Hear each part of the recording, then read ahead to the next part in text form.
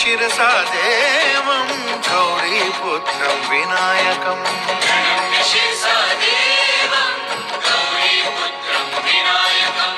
भक्तावासं स्मरे नित्यम् आयुः कामार्थसिद्धये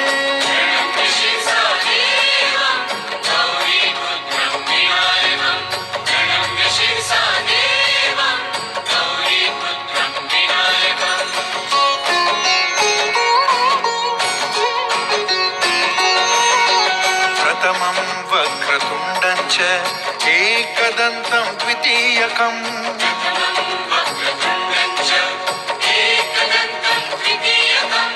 तृतीयं कृष्णपिङ्गाक्षं गजवक्त्रं चतुर्थकम्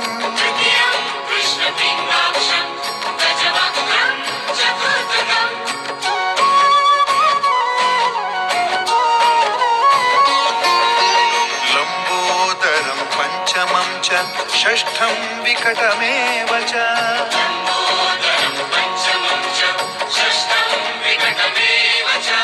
सप्तमं विघ्नराजेन्द्रं धूम्रवर्णं तथाष्टमम्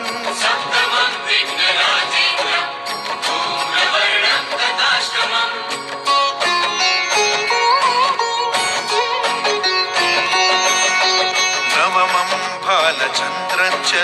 दशमं तु विनायकम्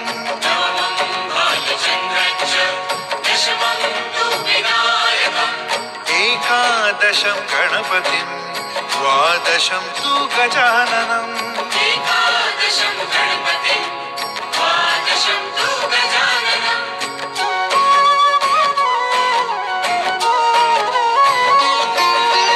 द्वादशैतानि नामानि त्रिसन्ध्यं यः पठेन् नरः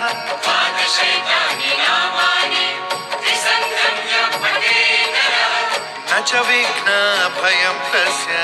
सर्वसिद्धिकरं प्रभो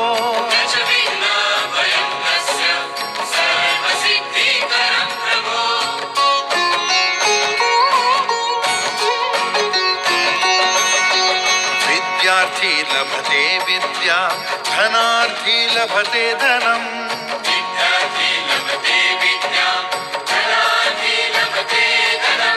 पुत्रार्थी लभते पुत्रान् मोक्षार्थी लभते गतिम्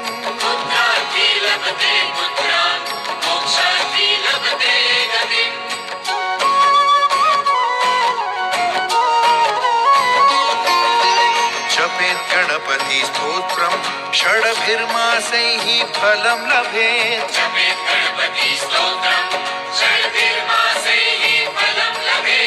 संवत्सरेण सिद्धिं च लभते नात्र संशयः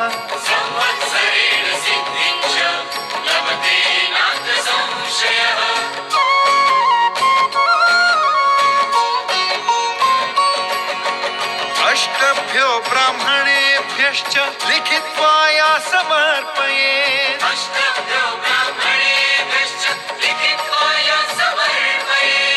तस्य विद्या भवेत् सर्व गणेशस्य प्रसादतः